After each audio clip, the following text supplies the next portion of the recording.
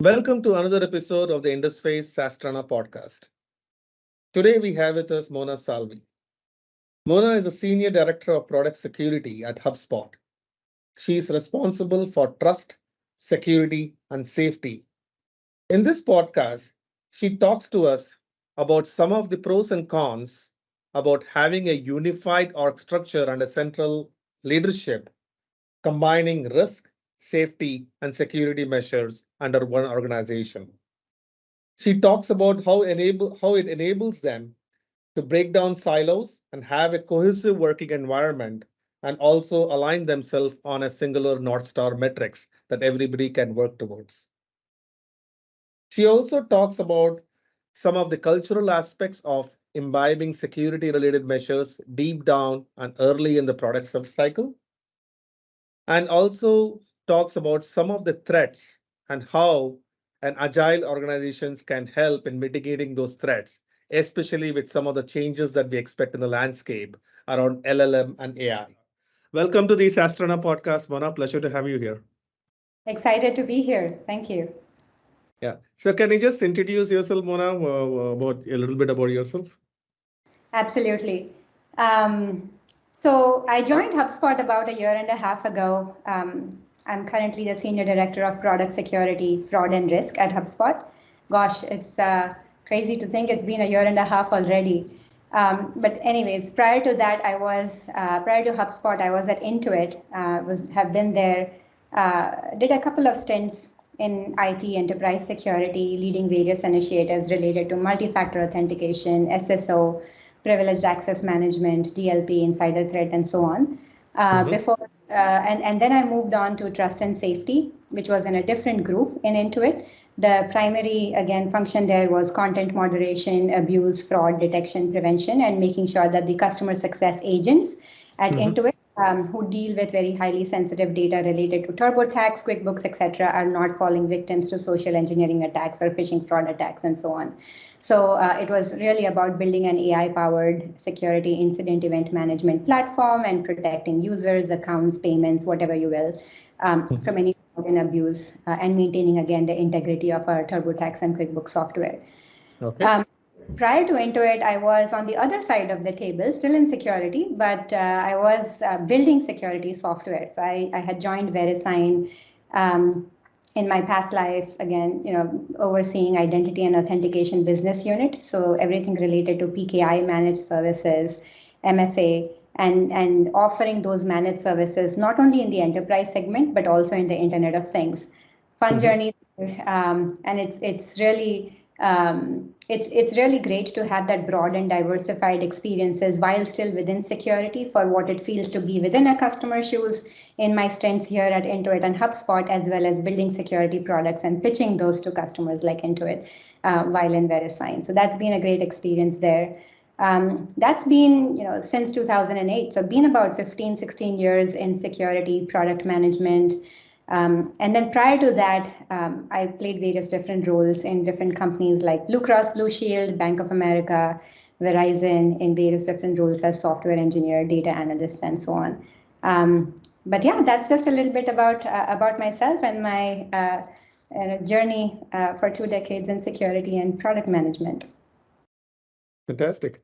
Yeah, I think some of the things you mentioned in the middle part of your career after Blue Cross Blue Sheets, a lot of the words you use seems like deja vu for me because I used to live and breathe identity access management, multi-factor authentication, privilege management, everything. And then before I took on the got bitten by the entrepreneurial bug. That's what they say, right? So then I've been doing this, for the last decade or so.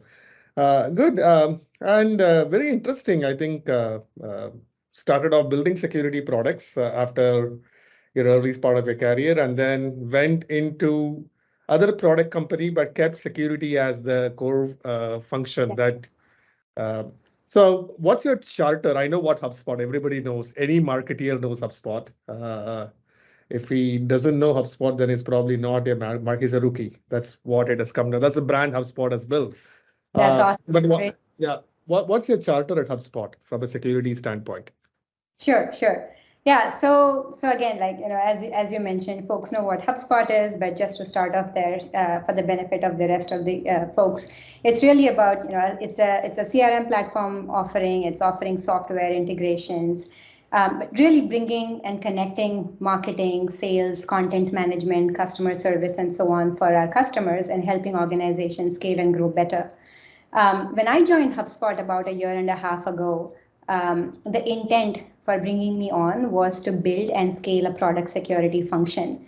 Again, HubSpot has grown, matured over all these years, and just making sure that our customers, our organizations really focus on making sure that they do the best jobs of their lives for what their business is, without having to worry about their accounts, their identities, their users, and so on. So as part of scaling and building this product security function here, one of my primary goals, or the charter here, is to build product security early on and bring in this mindset of intrinsic versus extrinsic security.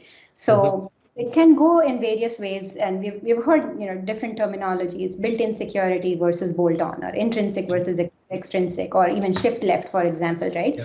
But basically, the crux of it all is, as our organizations are growing and scaling, how can we, HubSpot, be just in the forefront in making sure that our products and our platforms, as they offer these various features, are really enabling secure experiences and not putting any of our customer accounts and/or data at risk.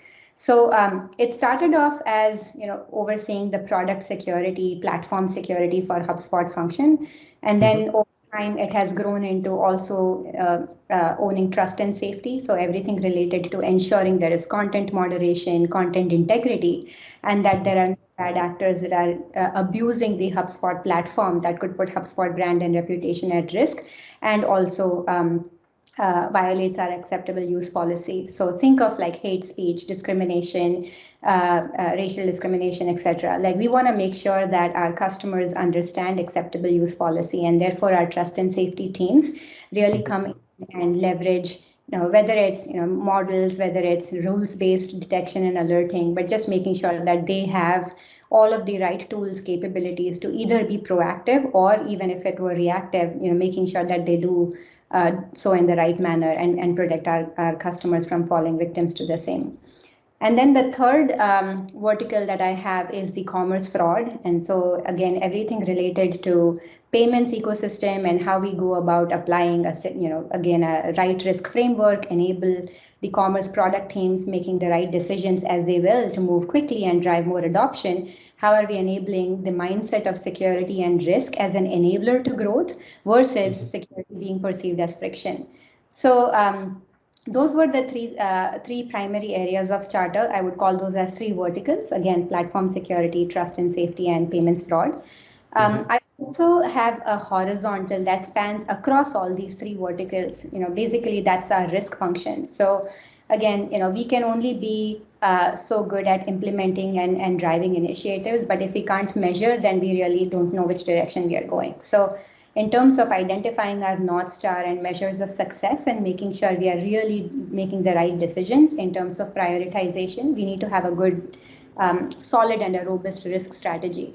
So in my risk function, we are again applying the principles of identifying risks and quantifying, assessing, and per se like prioritizing those risks, which enables us to implement the right solutions only for the, again, the critical and the high risks, and making sure we are always continuously working and narrowing those risks and gaps in HubSpot platform, and continuously protecting our customers' accounts and HubSpot brand for that matter. Hopefully. Yeah, it's amazing. And when I looked at trust, safety, and security under one umbrella, under one organization and one head, I actually, honestly, I felt very happy about it, because the way I look at it is trust and safety are the benefit outcomes of the security initiatives. I look at, we are building trust, you're keeping your stakeholders safe, and you're doing that by doing all the right security initiatives in place. And it's refreshingly nice to see all of them combined under one head, one charter, in my view. And of course, you very nicely broke it down into what it means from a platform security standpoint, the bolt on and the shift left and all those things from a thought process, mindsets, cultural changes, initiative standpoint, but also look at it from an overall holistic point of view across horizontal verticals in terms of trust, safety, and of course, incident management related to frauds and other things. Very nice. And is HubSpot a trailblazer in combining this? Because you mentioned you worked at Intuit. Do you see this a common trend in SaaS companies to have product security specialists brought in to also be responsible for trust and safety? I'll tell you where I'm coming from because a lot of my business growth is coming from new age SaaS companies. And part of the podcast is also for me to talk to people like you to understand how they look at it, what are some of the issues. But a lot of my existing business also comes from traditional companies, large banks, insurance, traditional large banks and insurance and manufacturing. And in those, I found there was some sort of I heard terms like maker checker cannot be same. I heard terms like the risk officer and the security officer has to be two separate functions, right? Seems like it is breaking those silos down and putting them under one function. And is this a trend in SaaS companies? Are there pros and cons to it versus the traditional approach versus the new approach? I just want to hear your views on that.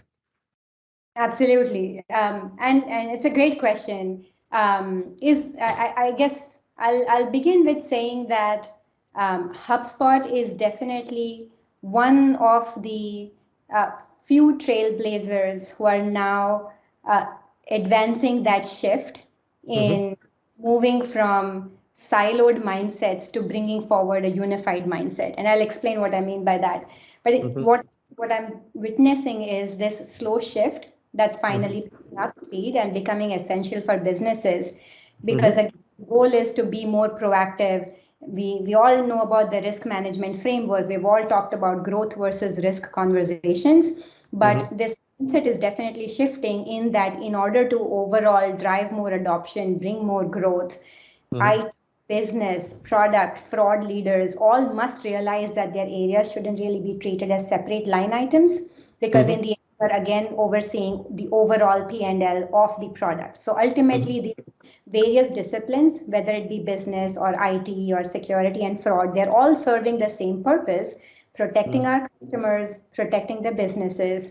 And we are seeing that more and more organizations are developing that mindset of convergence versus silo. And so I know this is a simple statement, again, complex in practice, but we are seeing more and more organizations moving towards that direction. And I think, again, this is where the concept of like, if you go ahead and apply that strategic value of unified detection, then along with detecting and identifying risks, come the security best practices of implementing, whether you want to go ahead and implement an IAM solution or whether you want and secure your front door experiences. Do you want to provide friction-free experiences? But again, you cannot solve or you cannot go ahead and grow the business sustainably without viewing risk, security, and fraud as an enabler, which means, again, if there are siloed functions, then you have all of this richness of data related to behaviors, patterns, and signals. But if you really can't make use of those patterns, then how do you go ahead and apply those insights to businesses in the forefront and enable them to allow the customers to protect their identities and at the same time the organization's own fraud posture? So I've seen a couple of companies already starting to do this. I've seen them, again, work both ways. I have seen risk officer and security officer as being separate in some very large organizations, but I'm also seeing this shift very quickly coming to that unified mindset and just, again, coming under a single lens and solving for the same problems and same shared goals. Yeah, I have seen this unified thing happening more and more. I mean, I don't think I have seen anybody have as articulate a charter as you have laid it down within HubSpot. But within SaaS, the risk and security starts off with the CTO owning that. And eventually at a certain point of scale, the CIO also ends up owning it. I have not seen those functions being separate in SaaS company because SaaS ultimately is all about speed. And this unified approach to some extent provides faster decision making and other things. Of course, there is a little bit of value in the maker checker concept to have them separate. But you can still address those things by having an external audit or something else. From a functional organizational standpoint, having them under one umbrella makes sense. And if you want to do periodic checks in place to make sure compromises are not made in favor of speed, it can always include some external audits in place. That's my view. But certainly SaaS having this unified approach is not a surprise to me, and certainly within SaaS, HubSpot certainly is leading the way here, which is good to hear. Any cons that comes to your mind with this unified approach, or is it just pros?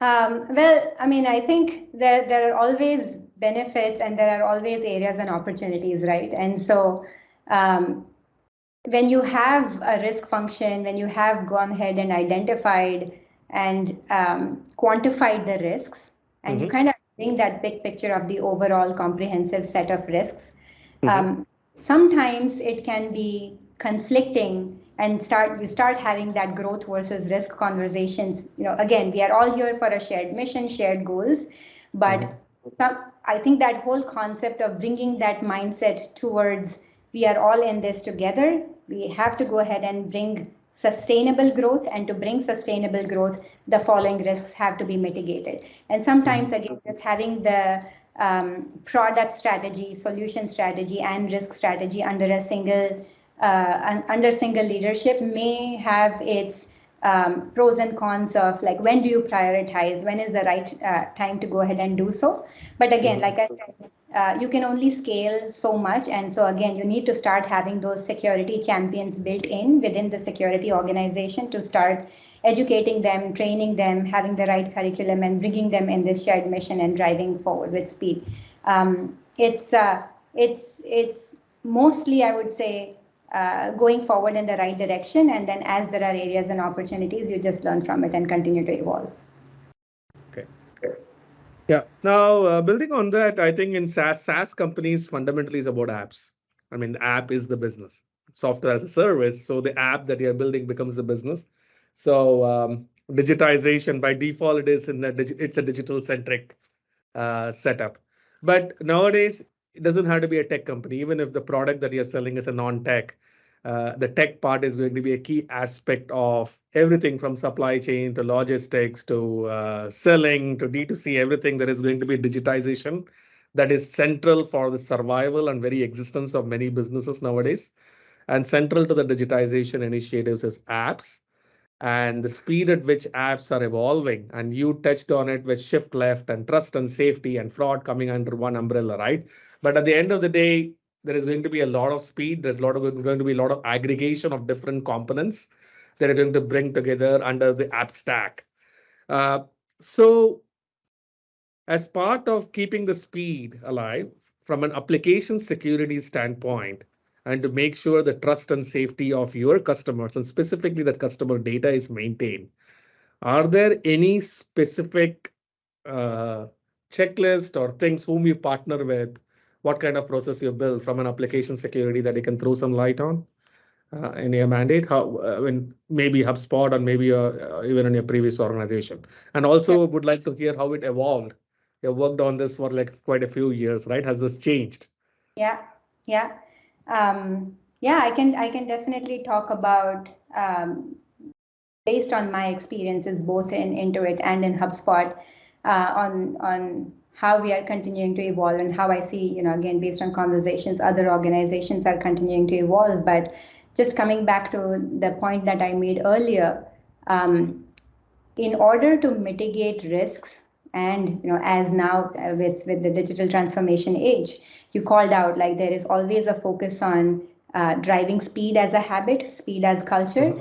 And so how do you really also mitigate risks to keep up with the new features that we want to roll out as an organization? So the answer to that is not really about scaling or adding more and more security heads in the organization, but it again comes back to our mindset as to like who, like you called out, who are we partnering with?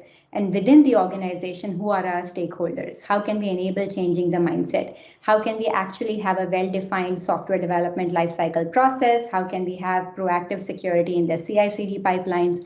And this actually is no longer a conversation just to be had within the business units, within the functional groups, but I'm actually hearing about this in boardrooms as well, where we are discussing the health of the SDLC. We are understanding the and we are trying to understand how well is it adopted, not just from the board members as a culture that would probably bring about a shift in the organizations, but also about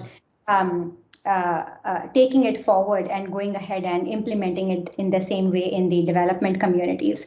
Because again, over time, like developers, have to go through many changes, and with security now there are checklists, like you're going ahead and adding many more changes. So how do we enable them to move faster and without really having any room for slowing down?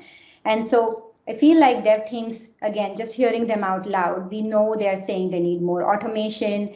There are quite a few vendors in this space. Again, I've learned and read a lot about SNCC, and SNCC offering automation and going ahead and offering that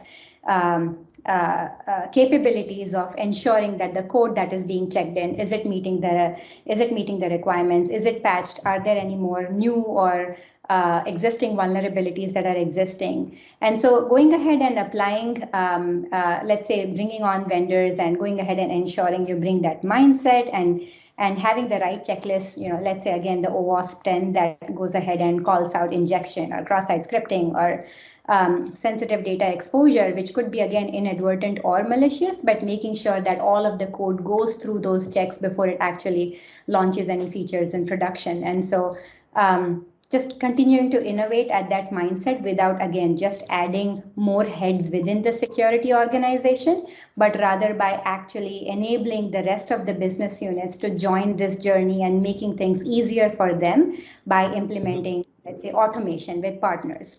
Another thing, again, I've seen is as security teams continue to get pulled in and just enabling the developers to go ahead and ensure security of that code. There is sometimes we as security leaders have to go ahead and push for that paradigm shift. Like, are we enabling the developers with the right tools and services, as we talked about automation? And so despite all of that, we continue to sometimes see, I would say we continue to see a pull and push model, in the sense like, would you rather have the developers come to the security teams to ensure that they are following the best practices versus pushing yourself as a security leader in that conversation? And I wish, like, at some point in time, in the near future, we do get it clean in the way that this becomes a well-oiled, well-functioning process where security through automation enables the developers to continue to build with speed with various integrations. There could be, again, different security cultures, hygiene, best practices, etc., and all of these that need to be implemented. But again, how do you go about implementing it while making these cultures shift, while applying the hygiene and best practices, and while also bringing third parties, let's say, in for launching those automation? And one thing that I've observed that has failed and, again, also worked is not having that. So the failure is like not having the right role model teams to partner with that you could latch on to drive this mindset. So I would strongly recommend, like, again, digital transformation age, AppSec, various vulnerabilities. How do you stay ahead in the game without scaling and adding more security is really by finding that role model team in the organization, latching onto them and driving that culture of, you may have heard the term security champion, right? So driving the culture of bringing in security champions within that developer community to drive the change. More and more organizations, security champion is now becoming like an industry standard term, where it's really, you need to have an evangelist, a champion within that business unit who goes through the training, the curriculum, the code is checked out, it's architected, it meets the checklists. And then with that role, they go ahead and ensure that once they prove success, then the rest of the teams also start coming in. So again, enabling the champions to hold their respective dev teams to be more accountable, probably having KPIs and metrics like scorecards to measure success. Like how do you really even measure success for a secure CI/CD program or a secure SDLC program? And so calling those recommendations to measure, like, what is our North Star metrics? How do you go about measuring that? And so calling out North Star metrics where, let's say, there are no incidents that happen because of vulnerability that could otherwise have been caught, or the adoption of these services with that, the security champions enabling the adoption of automation services to embed security early on in the life cycle could be a metric. Enabling them with the right education, training them appropriately. And then also like talking about what are the various risk criteria, like how do you define even what is a high risk versus medium versus a low risk, and enabling the right amount of sanity testing, unit testing before the code gets checked into production, or even count of vulnerabilities. Like these are all various measures of success, I would call out as ways for changing the culture, changing the mindset, embedding security within the business units versus, again, just having a security organization which takes the onus on itself to go ahead and make sure that the platforms are always secure. I mean, I think that model does not really scale, and to truly succeed as an organization and grow and scale, you just have to start spreading and bringing that mindset across all of the product groups and the business units. Like the point you mentioned about North Star metrics, and especially on security, to have that North Star metric is always a challenge, right? In fact, when we developed our version 1 product development and wanted to have the right to win in the market, we really thought so hard on what would be the North Star metric that will make the CISO. In our case, you gave an example. In our case, the example was finding a vulnerability, and it always takes time to fix it, because even the most agile of organization do not own all the piece of code, right? There are third-party integration, third-party APIs. So from the point of time to finding a vulnerability to fixing it, it always takes time. And we wanted to provide a virtual page patching capability in our product that will do it almost in real time. But that's not just saying that we did it in real time is still not a North Star metrics. We go ahead and tell the CISO that while this vulnerability exists in the code that you are going to fix it, we block so many attacks with this policy. And that became the North Star metrics, right? So we quantify the actual what if scenarios of what could have been an exploit that is blocked. So incident right? If I understand right, there are still attempts as that you are blocking before them becoming an incident. So it's not really that the vulnerability is in the code, but before it even makes its way as a vector into the code, you've blocked them. You've identified them while they were looking suspicious itself. So that's awesome. Yeah, but things like Copilot and all seems to have a promise of security co-pilots. We have security co-pilots being announced and all kinds of different labels given to it from different IDE platforms. Do you have experience using it? How effective is it? Is it all a lot of buzzwords at this point, or can you really trust a security co-pilot and some piece of learning model to automatically provide fixes without human involvement? Do you still have the trust factor as part of a trust mandate to trust it? True. I know it's a catch-22 where there is a lot of benefits that automation and bots and co-pilots, etc., that can bring in. But now it's like who cops the cop, right? So let's say if they are catching, like somebody needs to police them as well. So now what signals do you really put in place to ensure that they are not introducing or missing out on any vulnerabilities? So yeah, I don't think there is ever going to be a replacement for the human element. There's always, let's say, as with every signal detection, there is always an approve, reject, but then there's always a review as well. And so nothing can really bypass the human review phase. Yeah. Now, see, I mean, I will tell you my own experience of how it has evolved. The last 20 years, when somebody used to keep asking me again and again for additional forms of authentication, it's certainly an inconvenience. I'm just giving you an example of two-factor authentication as one type of security enforcement for protection, right?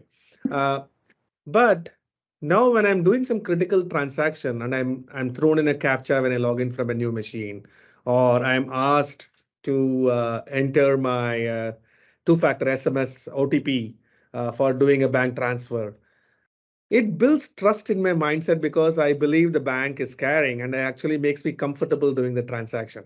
So as a consumer, I have seen this capability being provided by digital services, whatever it be, and the higher the criticality of it, instead of being viewed as an inconvenience, I actually view it as a trust enabling factor as a user of that. Other example I can give you is you mentioned fraud, right? Even if I get a fraud alert of somebody like I keep traveling, right? So I'm doing a transaction here and do a transaction. I get a fraud alert from my Visa or MasterCard that it's a suspicious transaction.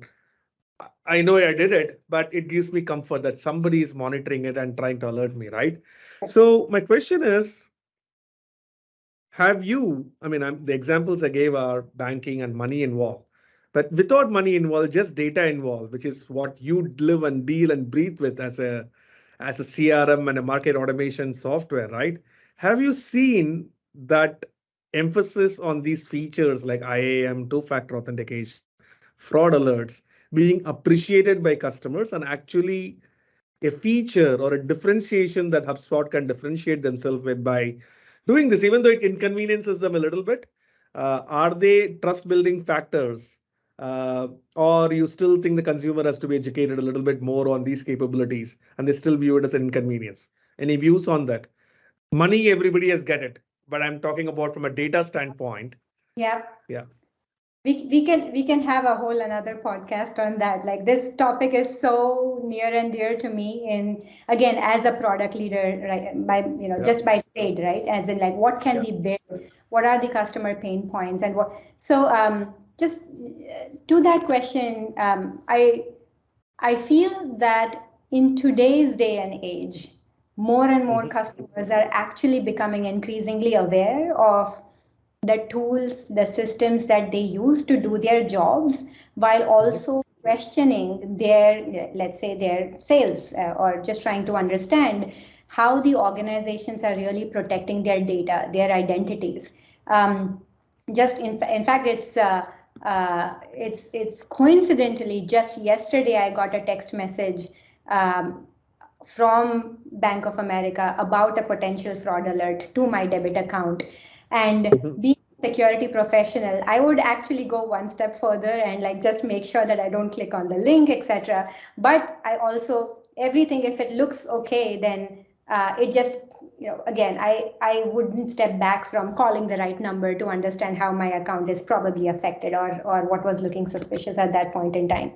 So even the not so security savvy customers, regardless of the age, regardless of demographics, etc., are interested in knowing and understanding that their data is safe. And so again, just bringing back HubSpot or even any other bringing Intuit experiences, since I've worked on both of those enterprise side before Verisign. Our TurboTax customers, QuickBooks, HubSpot CRM customers have routinely been interested in understanding how we protect their data and what we can actually develop as core features that they can benefit from in understanding the security posture of their organization. Very recently, we launched, and you can even Google HubSpot Security Center. But very recently, our group launched the HubSpot Security Center, which basically was, again, got rave reviews from partners, from security administrators, because we are solving for security admins as the persona. And And we are trying to make their job easier by giving them visibility into how the various users are set up in the HubSpot account. So things like over permissioning, things like inactive administrators, or security best practices like how many of the users have really adopted MFA, um, or just kind of making sure that all these visibility actually have a call to action where we go ahead and recommend them what next steps they should be taking if they see excessive super admins in their account, if they see excessive presence of third-party partners in their account, or if they see more than X% of population not adopted MFA yet. So these are just some core capabilities that we've recently launched with Security Center that, again, got a lot of positive feedback from our customers being the admins.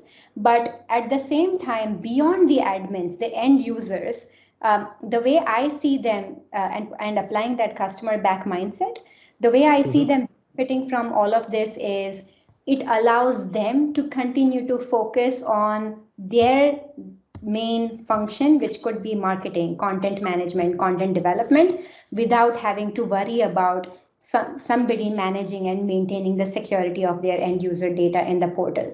So in the end, like whether that persona is HubSpot and maintaining its brand as a secure platform, or whether it's security admins who are trying to understand how the spread of risk is in their organization, or if it is the end users that are being enabled to scale and grow better without having to worry about data and account protection, are all the various use cases that, again, more and more customers are becoming aware of and savvy about. In addition to that, again, we've all known the perils of account takeover fraud, whether it be social engineering, phishing fraud, etc. HubSpot, again, being a CRM, CMS company, like we allow individuals to go ahead and publish and post content, and sometimes like there could be links that could lead their end users, that could seemingly seem like a marketing campaign, but it's actually a phishing fraud. So how do you again educate customers about the best practices of when to click, what to watch out for, are things that they do appreciate. And then again, we recently also launched HubSpot's Trust Center. So again, online HubSpot Trust Center actually explicitly speaks about our access management principles, our certifications, our privacy regulations. And this was based on customer demand. This was based on customers requesting sales about what certifications we meet, how we prevent, let's say, a HubSpotter from viewing customer data, and all of those are there on the Trust Center, and how we apply those security best practices, which again just speaks volumes about how we keep security as our core principle. Aside from that, like things like let's say somebody made a critical security configuration change or admin configuration change, alerting the administrators about those critical actions, providing them logging, audit activity, again, just enables them to just have governance and visibility of the various user behaviors in their portal. That again, just continues to enable them to meet their overall security posture. So again, like I said, we can have a whole different podcast on this topic, but there are just so many. But for me, as an application security vendor who lives and breathes this, the shift that is happening, and certainly a lot more in SaaS companies, of customers demanding That's right. Security is good for security vendor business like us, especially application security vendor business, right? So we don't have to really work too hard trying to sell the benefits, because the benefit is your customers are asking for it to use your services. Correct. And hence vendors like us will thrive on that to be able to, yeah. Yeah, and like you called out earlier, like it's spot on in that security is actually now a differentiator to enabling and promoting, customers and picking the right vendor of choice. So, and these are actually coming from customer research, user research, where customers are interested in how well are we securing our platform, how is data protected in the platform, how and who can actually have access and visibility into the end user data. And these questions are what drive us into, again, making our jobs easier and launching security as that tailwind or differentiator into the landscape. Fantastic. I want to put a crystal ball in front of you. You talked about some of the threats like injection and other things, but now that is going to take a whole new set of threats and other things because of LLMs and prompts powering a lot of applications and people using them without deeply understanding the risks associated with it. So with GPT and LLM, of course, it is giving some unprecedented. In fact, if I do a Google, there are so many playbooks of LLMs for CRMs, LLM marketing automation playbooks, this LLM, that LLM model, this prompt model, and everything, right? So we are seeing applications that are being left, right, and center, being developed and launched and productized around some LLM models. So what keeps you up at night, Mona? Is this keeping you up at night? Do you see something, any golden nuggets that we can do, or we just see how it evolves and then deal with it as and when crisis happens? I hope it's not that. I hope we don't kind of wait too long until we action. Again, it's all about how can we be more proactive versus reactive. That's what our security practitioners always have believed in. But you're right. I mean, I think similar to myself, a lot of security practitioners are actually calling out the risks that OpenAI and LLMs bring to various organizations. And for example, in CRM, it just becomes so much more easier to spin up content, or it almost as much good that it brings to the community. It also, in fact, educates the cyber criminals for how to spin up campaigns that do not look like phishing anymore, because earlier it was easier to point out grammatical errors and language. All of that just got way much more easier. So it's almost like an education or a training tool for attackers to develop better phishing campaigns or better, good-looking campaigns. So how can we really get ahead in this space? Is definitely something, and it's an open question right now, but some of the philosophies are some areas that the way I would like to think of solving, or at least organizations should be thinking of solving, is so again, earlier in January of this year, NIST had launched an OpenAI RMF. Basically, it was a risk management framework. As with every cybersecurity risk or fraud risk, which follows this framework of just identifying risks in whether it be in code, whether it be in product features, etc.